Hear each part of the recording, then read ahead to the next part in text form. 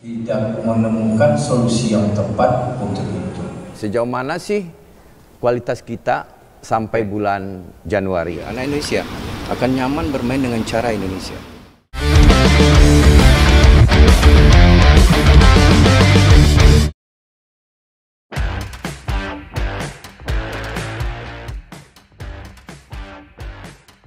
Perolehan nilai poin Timnas Indonesia U20 di gelaran Piala Asia U20 benar-benar membuat publik tanah air begitu kecewa. Setelah dilibas 3-0 oleh Iran U20 di partai perdana, Garuda Nusantara kian terpuruk di peringkat ketiga klasemen usai ditumbangkan juara bertahan Uzbekistan U20 di laga kedua kemarin.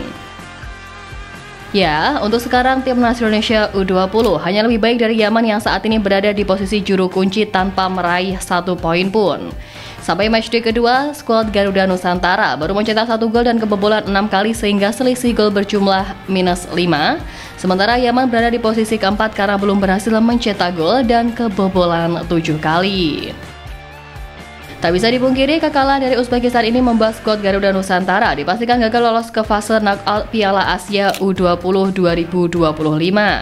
Selain itu, target dari PSSI untuk mendapatkan 1 tempat di Piala Dunia U20 dipastikan terhenti. Diketahui dari ajang tersebut hanya 4 besar saja atau semifinal yang bisa mendapatkan tiket ke Piala Dunia. Meski berikutnya tim asuhan Indra Syafri akan menghadapi Yaman sebagai partai terakhir, namun laga tersebut tidak ada artinya lagi karena poin Timnas Indonesia U20 dipastikan tidak bisa melebihi Iran dan Uzbekistan yang berada di posisi pertama serta kedua.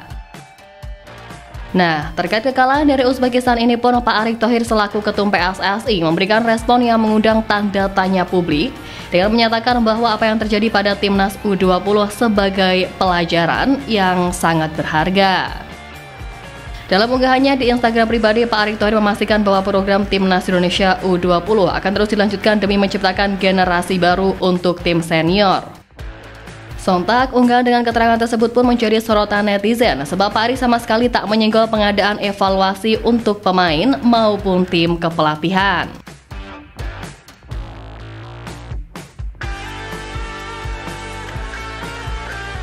Lebih lanjut soal unggahan itu, netizen bahkan menyebut bahwa Pak Erick Thohir memiliki standar ganda menilik perlakuan yang diterapkan pada Indra Syafri. Tak basa-basi, para supporter menodong Pak Erick untuk memecat Indra Syafri daripada menyebutnya sebagai pelajaran. Ya, memang hasil ini membuat Indra Syafri mengulangi catatan buruknya di Piala Asia U19 2014 silam, di mana saat itu Timnas Indonesia U19 racikannya gagal lolos ke perempat final ajang tersebut. Berturut-turut Timnas Indonesia U19 harus kalah dari Uzbekistan U19, Australia U19, dan dihajar Uni Emirat U19. Di luar dari itu pun sejatinya Timnas U20 selama ini selalu mendapatkan banyak fasilitas dari PSSI untuk mempersiapkan tim dengan matang menjelang Piala Asia U20 ini. PSSI bahkan menggelar uji coba internasional dengan mendatangkan Yordania U20, Suriah U20, dan Cina U20 dalam sebuah turnamen yang berlangsung di Sidoarjo, Jawa Timur pada akhir Januari lalu. Uji coba internasional yang padahal sudah memakan biaya yang sangat mahal itu, namun seakan tak ada gunanya untuk skuad besutan Indra Syafri. Tentu melihat banyaknya desakan pemecatan ini, jadi gimana Pak Erick?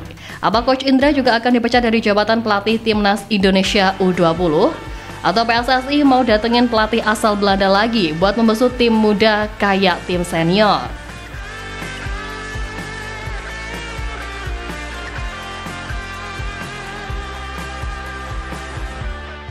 Ya, kegagalan Indra Syafri menukangi Timnas Indonesia U20 benar-benar menjadi bulan-bulanan para penggemar.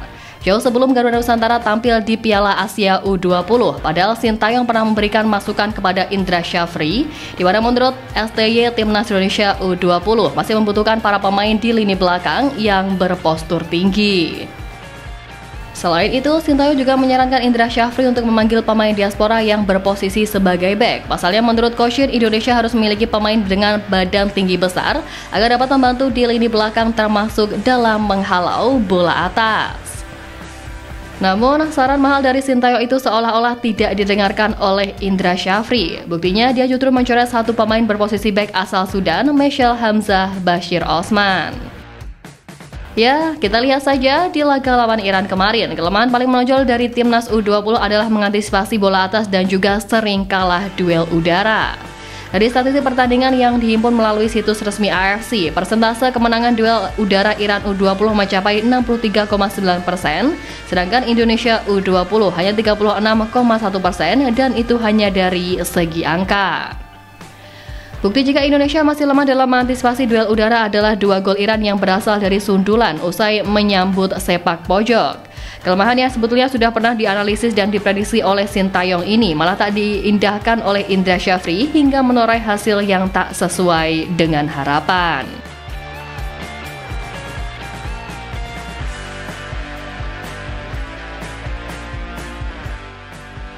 PSSI memang diketahui telah menargetkan masing-masing timnas dari kelompok usia sampai senior untuk menembus ajang-ajang bergensi kelas Asia, bahkan kelas dunia. Ya, termasuk timnas Indonesia U20. PSSI menargetkan Garuda Nusantara untuk menembus Piala Dunia U20 melalui gelaran Piala Asia U20 ini. Hasil minor yang ditoreh oleh skuad besutan Indra Syafri lantas menjadi bukti betapa buruknya kualitas dari tim muda Garuda yang padahal sudah melakukan banyak persiapan sebelum ini. Coach Indra Syafri yang menjadi sosok paling disalahkan netizen, tapi justru tak dipandang begitu oleh tokoh-tokoh sepak bola tanah air, baik dari Pak Erick Thohir ataupun para pundit seperti Coach Justin. Coba saja kalau ini adalah Sintayong, sudah jelas seluruh mafia bola di tanah air akan menggunjing, memojokkan dan mendukung pemecatan Coach Shin. Tapi kan udah dipecat.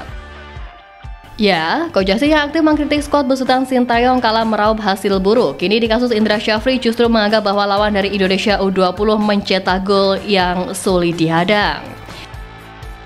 Ia mengatakan kalau seorang bek dipastikan tidak bisa melakukan apa-apa saat menghadapi situasi bola seperti itu. Pengamat berkepala pelontos itu bahkan mengatakan fans sepak bola tanah air tak semestinya melayangkan kritik kepada bek timnas Indonesia U20 yang kebobolan melalui situasi yang sulit seperti itu. Loh, emangnya dulu pas skuad besutan Coach Shin kebobolan dari Jepang itu nggak sulit? Ada. Standar ganda yang ada ini benar-benar membuktikan kalau sepertinya ada yang tidak beres dalam petinggi-petinggi sepak bola tanah air di era ini. Tapi ya terlepas dari apapun, mari kita tunggu apakah Coach Indra Syafri yang kontraknya sampai 2027 juga bakal dipecat imbas hasil buruk ini.